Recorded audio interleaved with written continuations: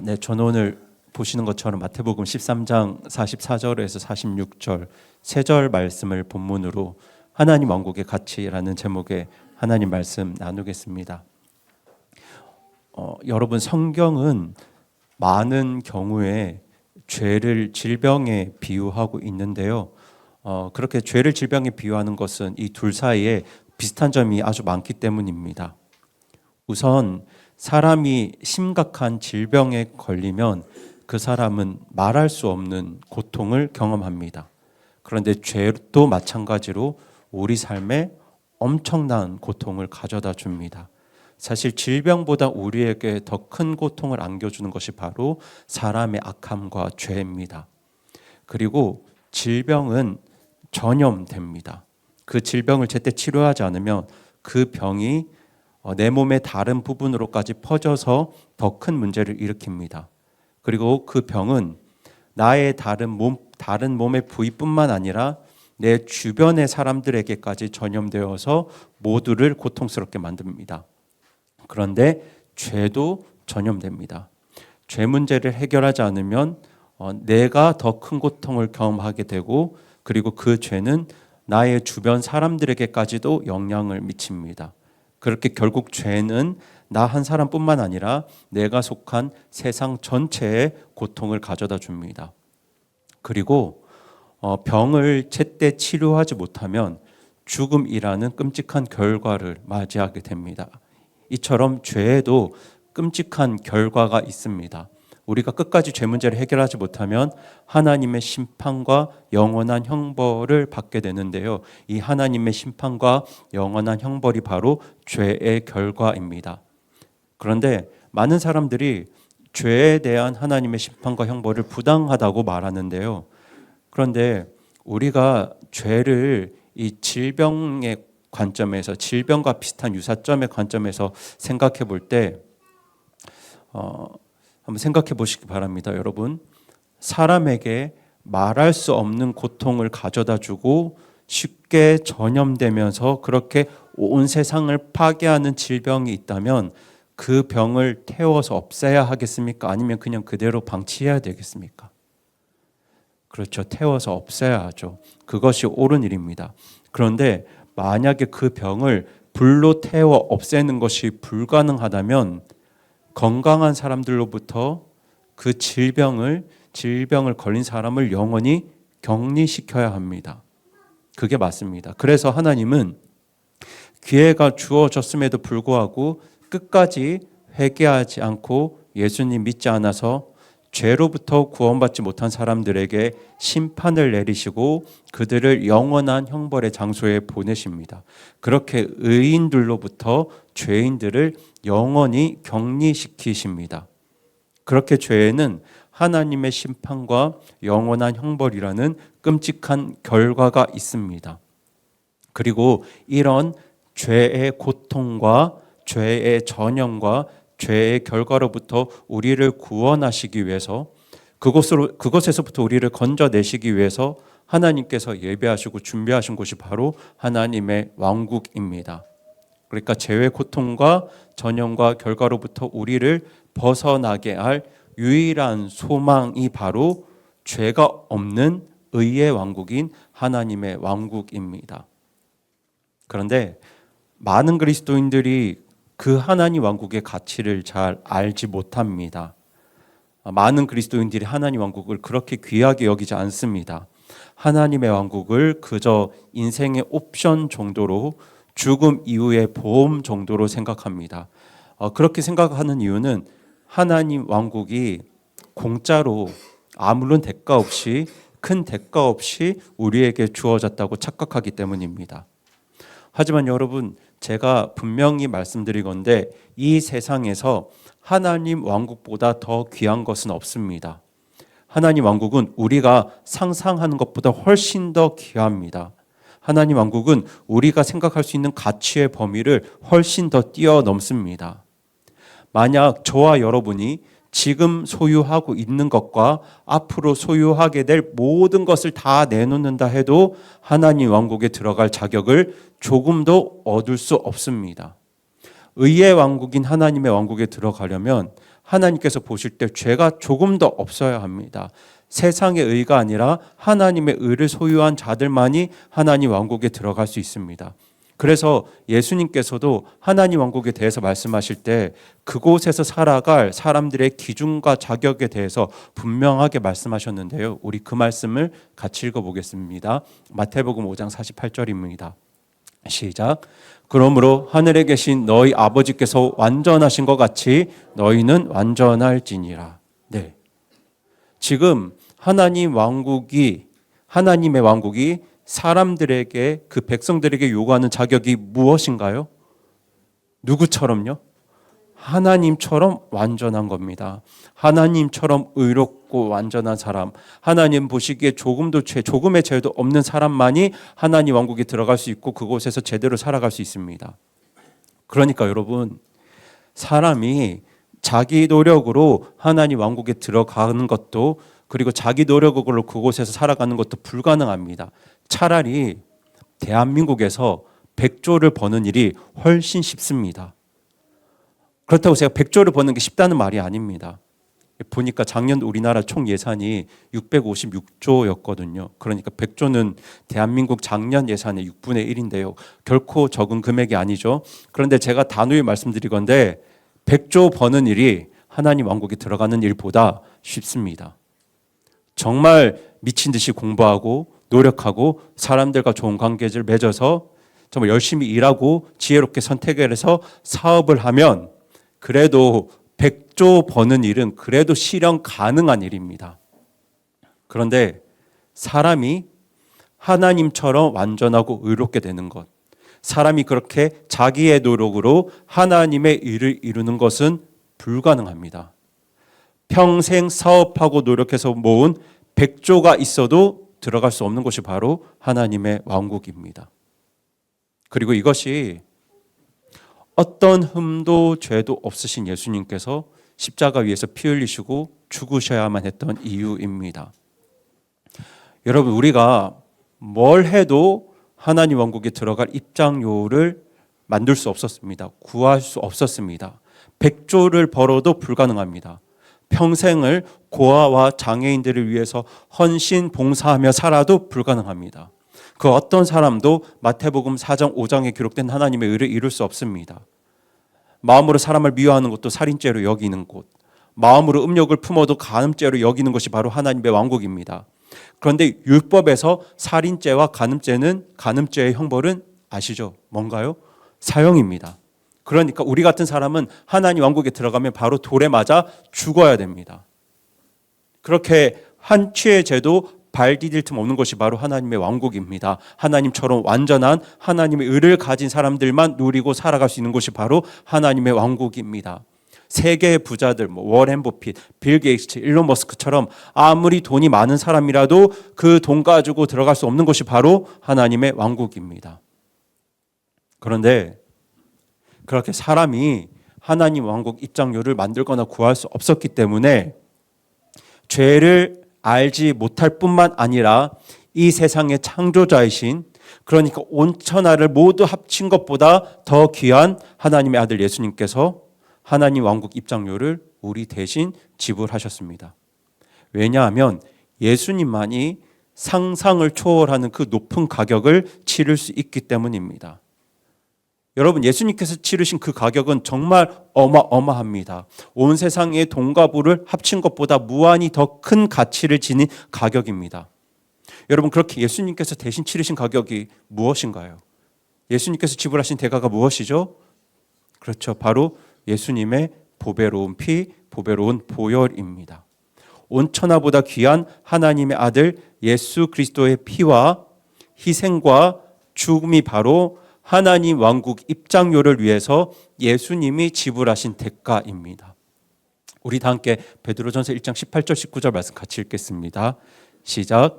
너희가 아는 바와 같이 너희 조상들로부터 전통으로 물려받은 너희의 참된 행실에서 너희가 구속받은 것은 은이나 금같이 썩을 것들로 된 것이 아니요 흠도 없고 점도 없는 어린 양의 피 같은 그리스도인 보배로운 피로 된 것이니라. 아멘. 이 말씀처럼 하나님 왕국 입장료는 음과 금같이 썩어질 것들로 된 것이 아닙니다. 온천하보다 귀한 예수님의 보배로운 피가 바로 하나님 왕국 입장료입니다. 그런데 여러분, 우리는 뭘 가장 귀하게 여기며 살아갑니까? 여러분에게 가장 귀한 것이 무엇인가요? 많은 사람들이 자기 재산, 건강, 자녀, 행복 이런 것들을 귀하게 여깁니다. 여러분에게 가장 귀한 것이 무엇입니까?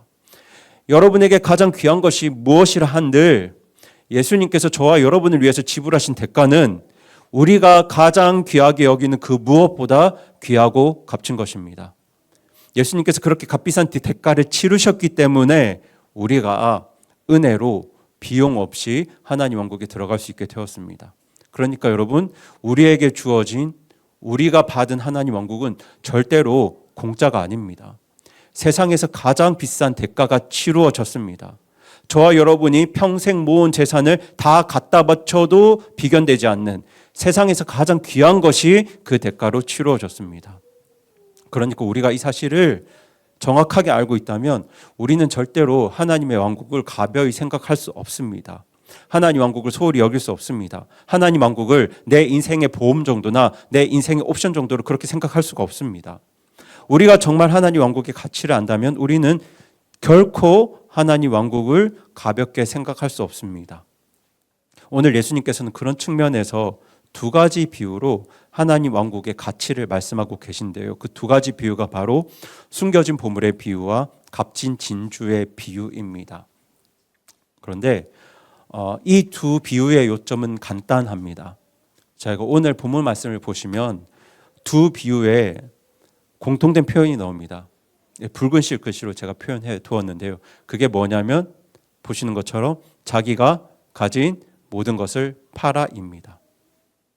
여러분, 예수님께서는 하나님의 왕국이 밭에 숨겨진 보물과 같다고 말씀하셨는데요. 예수님 시대의 그 팔레스타인은 정치적으로 군사적으로 매우 불안정했다고 합니다. 로마의 지배를 받는 유대 지역은 그 이전에도 여러 제국과의 전쟁과 갈등 속에 있었기 때문에 사람들은 자기의 귀중한 물건을 보호하기 위해서 땅에 보물을 묻는 일이 많았습니다. 그러니까 전쟁, 약탈, 강도로 재산을 뺏기는 경우가 많았기 때문에 땅에 자기 보물을, 재산을 숨겨두는 것이 안전한 재산 보호 방법 중에 하나였습니다. 그런데 어떤 경우에는 그렇게 보물을 숨긴 사람이 죽거나 사라지면 땅에 묻힌 보물은 그 위치를 알 수 없게 됩니다. 때문에 드문 일이긴 하지만 그 당시 밭에서 보물이 발견되는 일이 예수님 때에는 충분히 가능했던 상황입니다. 그런데 이런 상황에서 오늘 비유의 주인공은 밭의 소유주가 아니라 밭에서 일하는 농부입니다. 밭의 주인에게 고용된 일꾼으로 밭을 경작하다가 우연히 보물을 발견합니다. 그런데 예수님 당시의 법에 따르면 땅에 묻힌 보물은 땅의 소유주에게 속했습니다. 따라서 보물을 발견한 사람이 합법적으로 그 보물을 차지하려면 먼저 그 밭을 사야 했습니다. 그러니까 이런 상황에서 밭에서 보물을 발견한 농부는 당연히 어떻게 하겠습니까? 자기의 모든 것을 팔아서라도 그 밭을 사려고 할 겁니다. 그러니까 이 비유의 요점은 정말 귀중한 것을 발견한 사람은 그것을 얻기 위해서 자신이 소유한 모든 것을 판다는 겁니다. 그 보물이 너무 귀하기 때문에 그것을 얻기 위해서 자신의 모든 것을 기꺼이 포기한다는 겁니다. 이게 지금 하나님 왕국 비유의 요점입니다. 두 번째 비유도 마찬가지입니다. 예수님 당시의 진주는 최고로 값진 보석이었습니다. 지금은 다이아몬드가 가장 비싸다고 하지만 그 당시에는 다이아몬드보다도 더 귀한 보석이 진주였습니다. 그래서 당시 진주는 부와 권력의 상징이었고요. 때문에 주로 왕족이나 부유한 상인들만이 진주를 소유할 수 있었습니다. 때문에 예수님 시대에 인도양, 홍해, 페르시아만 등에서 채취된 진주가 국제적으로 거래되었는데요. 이런 상황에서 진주 상인은 인도 같은 먼 지역까지 여행하면서 정말 값진 진주를 찾아다녔습니다. 값진 진주를 찾기 위한 여정은 길고 멀고 위험했지만 이 모든 위험을 감수할 만큼, 불편을 감수할 만큼 당시 진주는 아주 값비싼 보석이었습니다. 그런데 진주에도 급이, 레벨이 있었습니다. 진주의 가치는 그 크기나 색깔이나 표면의 완전성에 따라서 그 급이 달랐습니다. 그래서 경험 많은 상인이라야 값진 진주를 식별할 수 있었습니다. 그런데 아마도 이 비유 속의 상인은 진주를 식별하는 데 전문가였던 것 같습니다. 값진 진주를 발견했을 때 그 가치를 알아볼 수 있는 사람이었습니다. 그런데 어느 날 이 진주 상인이 자신의 모든 것을 팔아서 진주 하나를 삽니다. 네, 모든 것을 팔아 진주 하나를 삽니다. 그 진주 하나가 내가 가진 모든 것보다 더 귀하다는 사실을 발견했기 때문입니다. 그러니까 첫 번째 사람은 모든 것을 팔아서 보물을 위해 밭을 샀고, 두 번째 사람은 자신의 모든 것을 팔아서 진주 하나를 삽니다. 이 간단하고 단순한 두 가지 비유는 하나님 왕국에 관한 중요한 원리를 불신자들에게 그리고 구원받은 성도들에게 보여주고 있는데요. 저는 오늘 그 중에서 6가지만 간단하게 여러분과 나누려고 합니다. 우리 첫 번째 그 가치, 첫 번째 한번 읽어보겠습니다. 시작. 값을 따질 수 없을 만큼 귀한 것입니다. 네, 이게 첫 번째 원리인데요. 여러분, 이 두 비유는 하나님 왕국의 무한한 가치를 우리에게 보여주고 있습니다. 사실 오늘날 현대인들은 무엇에 가치를 두는지 우리가 쉽게 알 수 있습니다. 여러분, 사람이 어디에 가치를 두는가 뭘로 알 수 있냐면요, 그 사람이 어디에 시간을 쓰고 어디에 돈을 쓰는가로 알 수 있습니다. 무엇에 투자하는가로 알 수 있죠. 오늘날 사람들은 자기 행복을 위해서 정말 다양한 영역에 투자하고 있습니다. 어떤 사람들은 건강과 웰빙에 열심히 투자하고 있고요. 어떤 사람들은 데이트와 결혼에, 어떤 사람은 자기 개발과 학위에, 어떤 사람은 여행과 경험에, 어떤 사람은 여행, 콘서트, 전시회, 뮤지컬, 영화 관람 같은 문화생활에 자신의 것들을 투자합니다. 그리고 어떤 분들은 집을 구입하거나 집을 꾸미는데, 어떤 사람은 패션과 미용에, 어떤 사람은 맛있는 음식에 자신의 돈과 시간을 다 쏟습니다. 그런데 왜 그런 것들에 투자하겠습니까? 그것들이 나에게 행복을 줄 수 있다고 믿기 때문입니다. 그런데 여러분, 우리에게 진짜 행복을 가져다 주는 것이 무엇일까요? 뭐라고 생각하시나요? 여러분, 사람에게 참 행복을 가져다 줄 수 있는 유일한 하나는 하나님의 의입니다. 하나님의 의로 충만한 하나님의 왕국입니다. 그러니까 죄가 없는 세상, 죄로부터 벗어난 세상입니다. 말씀드렸던 것처럼 다른 사람을 마음으로도 미워하지 않고 나 자신을, 나를 사랑하는 것처럼 이웃을 사랑하는 그 하나님의 왕국이 사람에게 가장 크고 영원한 행복을 줍니다. 그런데 지금 오늘날 현대인들이 투자하는 것을 보시기 바랍니다. 건강, 학위, 여행, 경험, 집, 패션, 미용, 문화, 생활, 음식, 이런 것들이 기쁨을 주긴 주는데 잠시입니다. 행복을 주긴 주지만 잠시입니다. 모두 곧 썩어져 사라질 것들입니다. 하지만 우리에게 무엇보다 큰 행복과 평을 가져다 줄 하나님의 왕국은 썩지도 않고 더럽지도 않고 사라지지도 않습니다. 정말 행복하고 평화로운데 사라지지도 않습니다. 자, 우리 베드로전서 1장 4절 말씀 같이 읽어보겠습니다. 시작. 너희를 위해 하늘에 마련된 썩지 않고 더럽지 않으며 사라지지 아니하는 상속 유업을 받게 하셨나니. 네, 썩지도 않고 더럽지도 않고 사라지지도 않습니다. 물론 예수님이 다시 오시기 전까지는 씨를 뿌리면서 또 세상의 고통, 가라지의 고통을 감수하면서 하나님의 의를 구하는 그 삶이 잠시 고되고 힘들 수 있습니다. 그런데 그 과정도 누가 도우시나요? 네, 성령님이 우리 안에 계셔서 우리를 도우시죠. 그리고 예수님이 다시 오시는 그날에는 우리 전 재산을 다 갖다 바쳐도 누릴 수 없는 삶이 하나님 왕국을 통해서 이루어집니다. 그러니까 여러분, 하나님 왕국 자체가 사실 값을 따질 수 없을 만큼 귀한 곳이고요. 그리고 심지어 자격 없는 우리에게 그 하나님 왕국을 주시기 위해서 예수님은 가장 값비싼 대가를 치르셨습니다.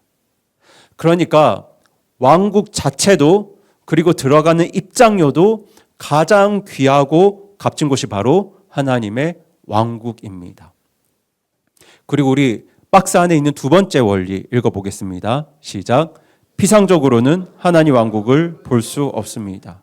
네, 저희 다 함께 나누었던 말씀이지만 누가복음 17장 20절 말씀 같이 읽겠습니다. 시작. 하나님의 왕국이 어느 때에 오느냐고 바리새인들이 그분께 다그쳐 물으매 그분께서 그들에게 응답하여 이르시되 하나님의 왕국은 볼 수 있게 오지 아니하며. 네, 여러분 이 말씀처럼 하나님 왕국은 눈으로 피상적으로 쉽게 볼 수 있는 곳이 아닙니다. 오늘 두 비유를 떠올려 보시기 바랍니다. 보물은 어디에 감추어져 있었나요? 밭에 감추어져 있었고요. 진주는 힘써 찾아야 했습니다. 그러니까 건성으로 보는 사람에게는 발견될 수 없다는 말입니다. 그래서 예수님께서는 하나님의 왕국은 모두가 볼 수 있게 임하는 것이 아니라고 말씀하셨습니다. 왜냐하면 의의 왕국인 하나님의 왕국을 보려면 먼저 뭘 보아야 하냐면 자신의 죄를 보아야 하기 때문입니다. 자기 삶을 돌아보면서 세상을 보면서 사람의 죄 문제 그리고 나의 죄 문제를 볼 수 있어야 합니다. 그런데 여러분, 오늘날 많은 사람들이 이 죄 문제에 별로 관심이 없습니다. 죄가 나에게, 내 주변 사람들에게, 세상에 어떤 고통을 주는지, 그리고 그 죄가 어떻게 전염되고 있는지, 그리고 그 죄의 결과가 어떠할지 관심이 없습니다. 죄에 관심이 없기 때문에 뭐에도 관심이 없다면 의에도 관심이 없습니다. 그러니까 의와 죄의 기준이 되시는 하나님에게도 관심이 없습니다. 여러분, 그런 사람들에게 하나님 왕국은 보이지 않습니다. 발견되지 않습니다. 아무리 쉽게 설명을 해도 관심이 가지 않습니다. 지금 나의 욕심, 지금 나의 소망, 지금 나의 원함이 이루어지는 게 그 사람들에게 더 중요합니다. 지금 내가 더 부자가 되고, 지금 내가 더 건강하고, 지금 내가 더 좋은 집에 살고, 지금 내가 더 인정받고 사랑받는 것이 더 중요합니다. 그러면 덜 불행할 것 같고 더 행복할 것 같다고 착각합니다. 그렇게 눈에 보이는 것만 좇는 사람들은 하나님의 왕국을 볼 수 없습니다. 하나님 왕국을 볼 수 없다는 말은, 발견할 수 없다는 말은 구원받을 수 없다는 말입니다. 눈에 보이지 않는 죄의 문제를 가지고 씨름하는 사람만 하나님의 왕국을 볼 수 있습니다. 나의 죄 문제를 해결하지 못하면, 내가 이 죄로부터 벗어나지 못하면 내가 절대로 행복할 수 없고 제대로 살 수 없다는 것을 아는 사람만 하나님 왕국을 볼 수 있고 발견할 수 있습니다.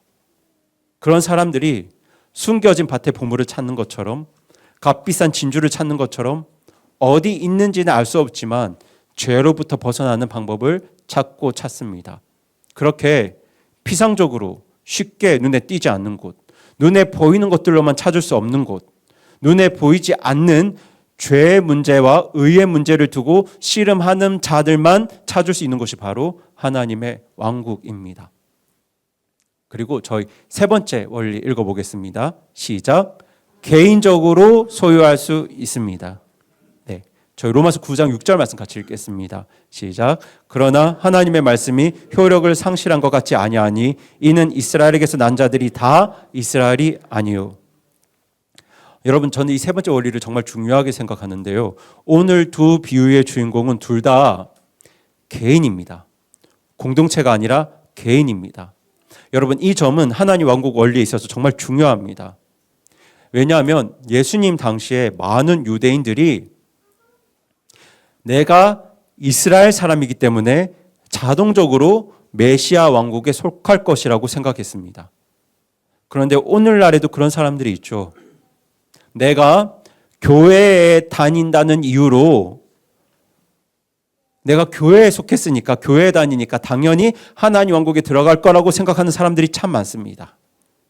어떤 사람들은 내가 믿는 가정에서 태어났기 때문에 하나님 왕국에 들어갈 수 있다고 착각합니다. 그렇게 오늘날 어떤 사람들은 개인보다는 집단 차원에서 내가 하나님 왕국에 들어갈 수 있다고 생각합니다. 하지만 그건 큰 착각입니다. 그래서 사도 바울도 이스라엘에게서 난 자들이 다 이스라엘이 아니다라고 말합니다. 그러니까 아무리 이스라엘 혈통이라고 해도 성령님을 통해 다시 태어나지 않으면 참 이스라엘 백성, 참 하나님 왕국 백성이 아니라는 말입니다. 그러니까 여러분, 하나님 왕국은 집단으로 들어갈 수 있는 곳이 아닙니다. 내가 다니는 교회가 하나님 왕국에 들어갈 자격이 될 수 없고 나의 가정이 자격이 될 수 없습니다. 우리 가문이 3, 4대 신앙의 가문이고 우리 아버지가 목사고 내 자녀가 목사라 한들 나와 연관된 것들은 하나님 왕국에 들어갈 자격이 될 수 없습니다. 여러분, 하나님 왕국은 개인적인 겁니다. 개인이 찾고 개인이 발견하고 개인이 소유해야 합니다. 그렇게 개인적으로 하나님 왕국을 구하면서 개인적으로 회개하고 개인적으로 예수님을 믿음으로 구원받은 사람들만이 개인적으로 하나님 왕국을 소유하게 됩니다. 그렇게 개인적으로 소유하게 되고 속하게 되는 곳이 바로 하나님의 왕국입니다. 그리고 저희 네 번째 원리 같이 읽겠습니다. 시작. 하나님 왕국은 참된 기쁨의 원천입니다. 네, 우리 요한복음 15장 11절 말씀 같이 읽겠습니다. 시작. 내가 너희에게 이 일들을 말한 것은 내 기쁨이 너희 안에 머물러 있어 너희 기쁨이 충만하게 하려 함이니라. 네. 여러분, 오늘 본문 13장 44절을 보시면요. 밭에 일하던 농부가 보물을 발견하고 기뻐했다고 말합니다.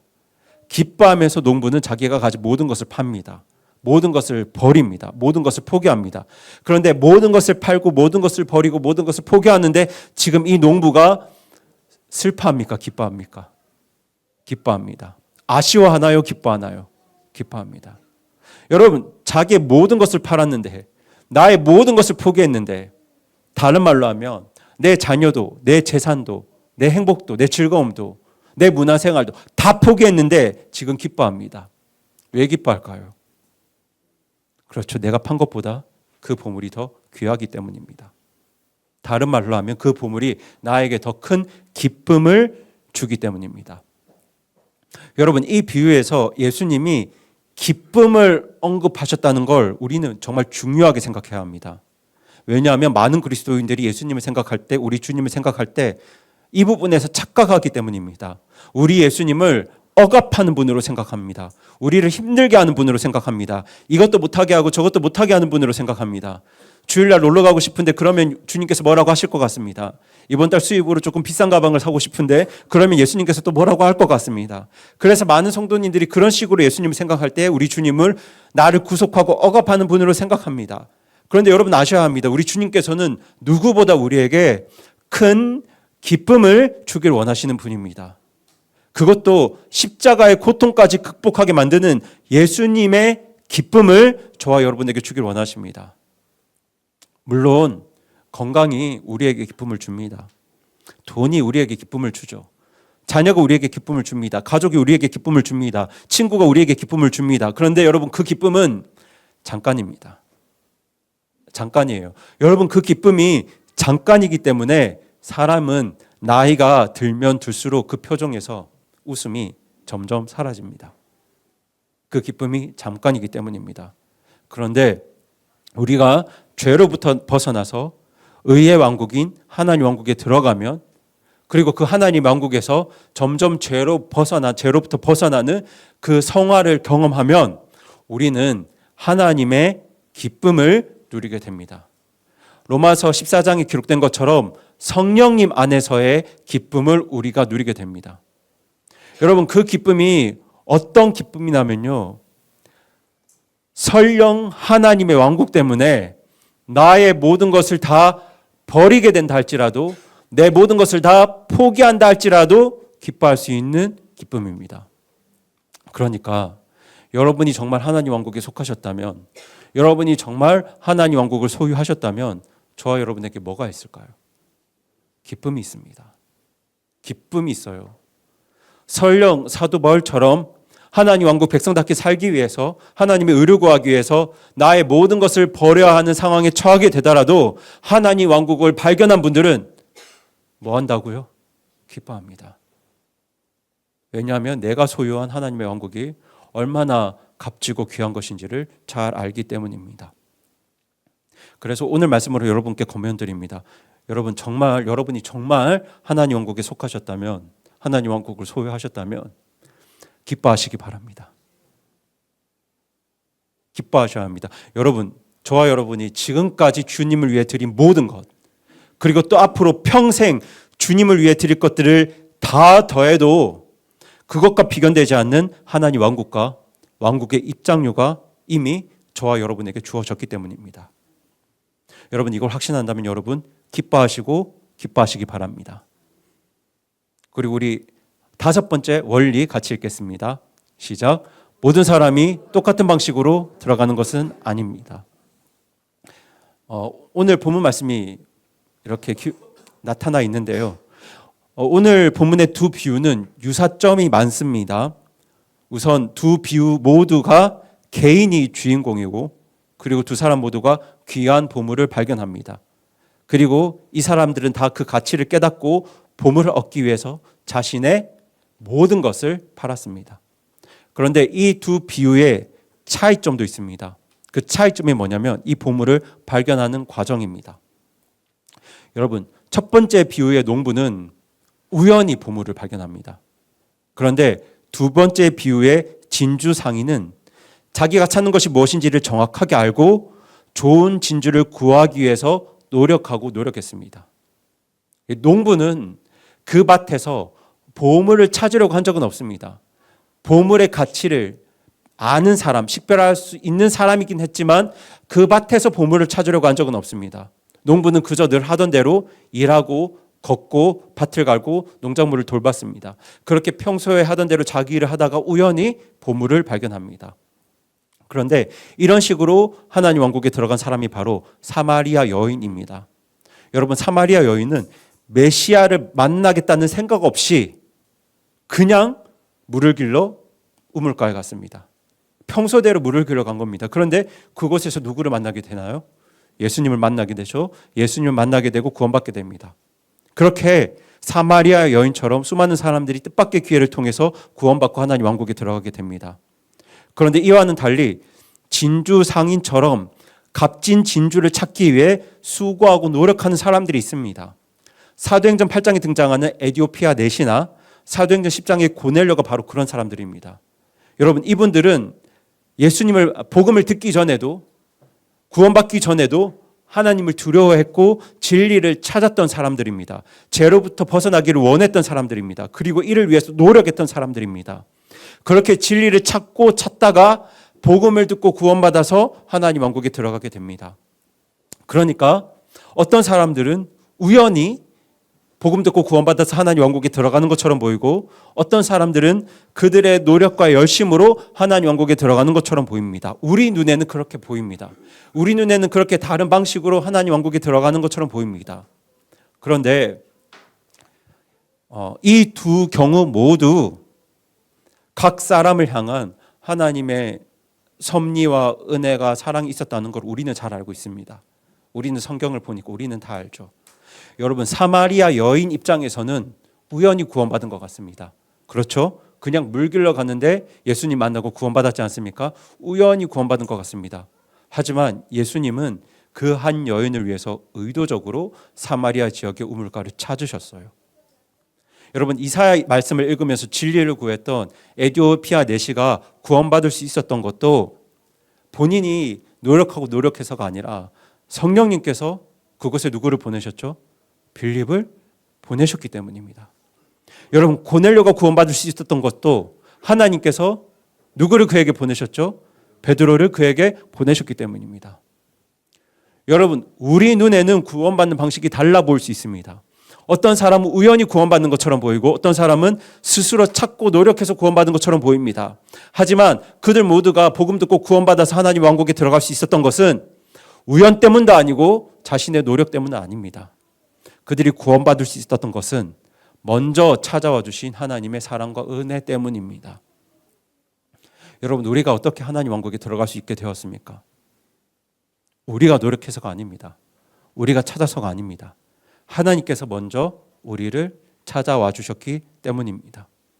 예수님께서 사마리아 여인을 찾아가신 것처럼 에디오피아 내시에게 빌립을 보내신 것처럼 고넬료에게 베드로를 보내신 것처럼 하나님께서 각자 다른 방식이긴 하겠지만 먼저 우리를 찾아오셨기 때문에 우리가 구원받고 하나님 왕국에 들어갈 수 있었습니다. 때문에 우리가 이 사실을 안다면 우리 모두가 하나님 앞에서 겸손하고 또 감사해야 합니다. 밭에서 보물을 발견한 것도 찾다가 값비싼 진주를 발견한 것도 모두 먼저 선행된 하나님의 은혜와 사랑이기 때문입니다. 우리 그럼 이어서 6번째 원리 같이 읽겠습니다. 시작. 참된 구원의 신앙은 희생을 기꺼이 감수합니다. 네, 우리 마태복음 10장 37절 38절 같이 읽겠습니다. 시작. 아버지나 어머니를 나보다 더 사랑하는 자는 내게 합당하지 아니하고 아들이나 딸을 나보다 더 사랑하는 자도 내게 합당하지 아니하며 자기 십자가를 지고 내 뒤를 따르지 아니하는 자도 내게 합당하지 아니하니라. 네.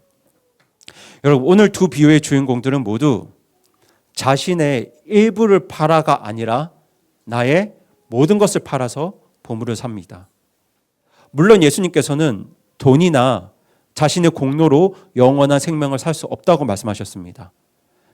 자신의 모든 것을 팔아야 하나님 왕국에 들어갈 수 있다고 가르치면 그것은 성경의 가르침과 분명히 상충됩니다. 왜냐하면 우리의 힘으로는 절대로 하나님 왕국 입장료를 살 수 없기 때문입니다. 그래서 예수님께서 그 대가를 대신 치르셨습니다. 그렇게 하나님 왕국과 영원한 생명은 회개하고 복음을 믿는 자들에게 값없이 주어졌습니다. 분명한 진리입니다. 그런데 저는 값없이 하나님 왕국에 들어가는 것과 하나님 왕국을 값없이 생각하는 건 다르다고 믿습니다. 여러분, 아이러니하지만 값없이 하나님 왕국에 들어간 분들은 하나님 왕국을 절대로 값없이 생각하지 않습니다. 하나님 왕국을 나의 모든 것보다 더 귀하게 생각합니다. 값없이 들어갔는데 값없이 들어간 하나님 왕국을 내 모든 것보다 더 귀하게 생각하는 것이 바로 저는 구원받은 성도의 믿음이라고 믿습니다. 정말 구원받은 분들은 무엇보다 하나님 왕국을 소중하게 여긴다고 믿습니다. 여러분, 이 말씀을 보실 때 어떤 사람들이 하나님 왕국에 들어갑니까? 하나님 왕국, 어떤 사람들이 하나님 왕국에 들어가냐면요, 하나님 왕국의 가치를 발견한 사람이, 그 가치를 깨닫는 사람이 하나님 왕국에 들어갑니다. 그러니까 하나님 왕국의 가치가 내가 가진 모든 것을 팔아도 더 귀하다는 걸 발견한 사람이 하나님 왕국에 들어갑니다. 지금 오늘 말씀이 지금 우리에게 이야기하고 있는 그 하나님 왕국의 가치가 무언가요? 내 모든 것을 팔아도, 내 모든 것을 포기해도 아깝지 않다는 거죠. 그래서 예수님께서는 하나님 왕국에 속한 자들에 대해서, 하나님 왕국에 합당한 자들에 대해서 이렇게 말씀하셨어요. 아버지나 어머니를 나보다 더 사랑하는 자도 내게 합당하지 아니하고 아들이나 딸을 나보다 더 사랑하는 자도 내게 합당하지 아니하며 자기 십자가를 지고 내 뒤를 따르지 아니하는 자도 내게 합당하지 아니하니라. 이 말씀에 기록된 것처럼 정말 하나님 왕국에 속한 사람들은, 하나님 왕국을 살아가는 사람들은 하나님의 왕국과 예수 그리스도를 나의 모든 것보다 가장 귀하게 여깁니다.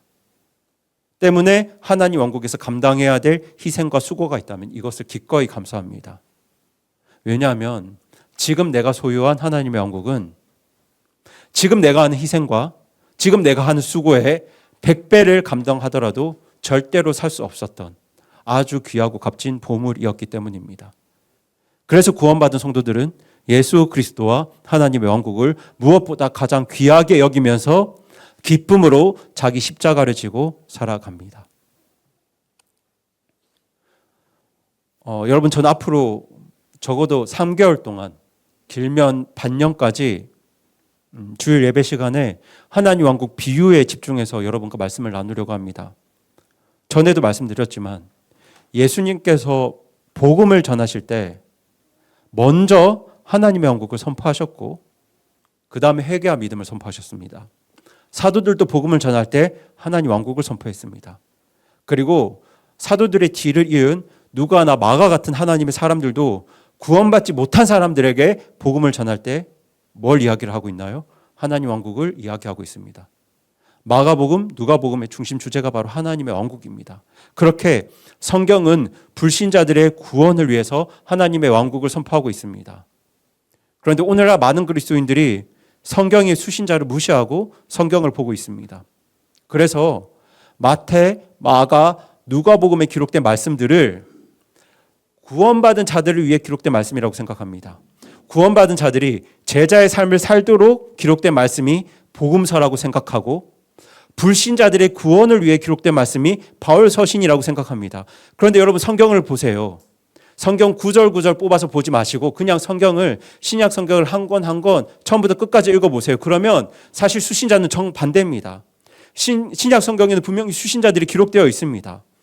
바울 서신의 수신자는 구원받은 성도들과 교회죠. 그리고 구원받은 자들이 하나님의 의를 구하며 살도록 하나님의 의로 다시 돌아오도록 이를 위해 기록된 말씀이 바로 바울 서신입니다. 그런데 누가복음 같은 복음서들은 데오빌러처럼 구원받아야 될 불신자들을 위해 기록된 말씀입니다. 그런데 구원받아야 될 사람들을 위해서 기록된 복음서의 주제가 무엇이냐면 바로 하나님의 왕국입니다. 여러분 작년 마지막 주에 나오는 포도원 품꾼 비유도 그리고 오늘 나눈 숨겨진 보물과 값진 진주의 비유도 그리고 다음 주에 나눌 선한 사마리아인의 비유도 모두가 뭐에 대한 비유냐면요. 하나님 왕국에 대한 비유입니다. 그런데 예수님께서는 왜 이런 비유들로 말씀하셨을까요? 이 비유를 통해서 주님께서 사람들에게 듣고 싶은 고백이 무엇일까요? 그 고백이 뭐냐면 저 같은 사람은 하나님 왕국에 들어갈 수 없습니다라는 고백입니다. 저는 도저히 그 하나님 왕국에 들어갈 수도 없고 그곳에 들어간다 한들 저는 거기서 제대로 살 수 없는 사람입니다 라는 고백을 우리 주님이 듣기 원하시는 거예요. 여러분 포도원 품꾼 비유를 들으실 때 어떠셨나요? 1시간 일한 저 사람이 12시간 일한 나보다 더 나은 대우를 받을 때 우리는 그 사람을 축복할 수 있습니까? 그 사람 보면 기뻐할 수 있나요? 불평하지 않을 수 있나요?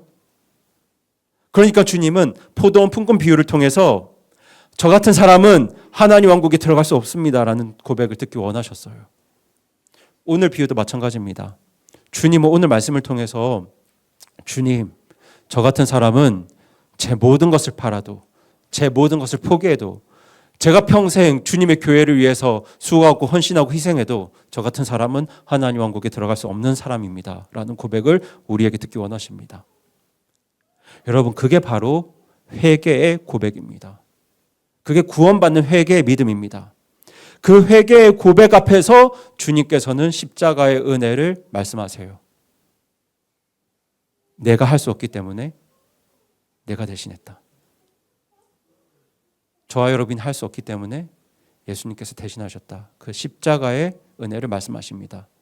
십자가 위에서 예수님께서는 다 이루었다는 말씀으로 우리에게 그 대속의 은혜를 선포하셨습니다.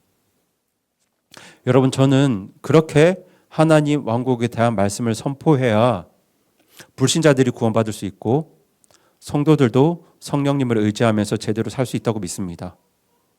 그래서 제가 계속해서 말씀드리죠. 혹시 구원의 확신이 없으신 분들은 꼭 기억해 주시기 바랍니다. 하나님 왕국은 여러분의 전 재산을 팔아도 여러분의 모든 것을 포기해도 여러분의 곳으로 들어갈 수 있는 곳이 아닙니다. 그러니까 누구를 의지해야 되겠습니까? 예수님을 의지하셔야 됩니다. 그리고 구원받은 우리도 마찬가지입니다. 하나님의 왕국은 우리의 능력과 노력과 경험과 판단으로 제대로 살 수 있는 곳이 아닙니다. 그래서 하나님 왕국에 들어갈 때 예수님을 의지했던 것처럼 하나님 왕국에서 제대로 살아가려면 누구를 의지해야 될까요? 성령님을 의지해야 됩니다. 그래야 성령님 안에서의 의와 화평과 기쁨을 누릴 수 있습니다. 저는 그 복된 삶의 시작이 그 기초가 하나님 왕국에 대한 말씀에 있다고 믿습니다. 그러니 앞으로 3개월 길면 반년 동안 선포될 말씀을 위해서 여러분 정말 기도해 주시기 바랍니다. 저는 이 말씀들을 통해서 구원받지 못한 분들이 구원받고 또 구원받은 성도들도 성령님의 의와 화평과 기쁨을 누리는 귀하고 복된 역사가 정말 충만하게 펼쳐지도록 선포될 말씀을 위해서 여러분 기도해 주시기 바라고요. 그리고 무엇보다 오늘 하나님 왕국에 대한 말씀이 저와 여러분에게 큰 기쁨과 평안이 되었으면 참 좋겠습니다. 우리가 가진 모든 것으로도 살 수 없었던 하나님의 왕국을 회개와 믿음을 통해 은혜로 누리게 된 우리 성도님들께 제가 진심으로 축하의 말씀을 드리고 또 축복합니다. 그래서 오늘은 그 옆에 분들에게 이렇게 말씀해 주세요. 정말 축하합니다 이렇게 말씀해 주시고요. 축복합니다 이렇게 말씀해 주세요. 정말 진심으로 축하해 주세요. 네, 정말 축하드립니다. 그리고 정말 다행입니다. 네, 예수님이 다시 오시는 날 이 축하와 축복의 고백이 얼마나 엄청난 고백이고 축복이었는지 우리가 명확하게 알게 될 겁니다. 세상에서 가장 귀한 하나님 왕국을 소유한 우리 성도분들께 하나님 왕국에 이미 들어오신 여러분을 다시 한번 진심으로 축하드리고요. 이번 한 주도 하나님 왕국에 속한 여러분을 향한 하나님의 기쁨과 은혜와 축복이 충만한 한 주 되시기 바랍니다.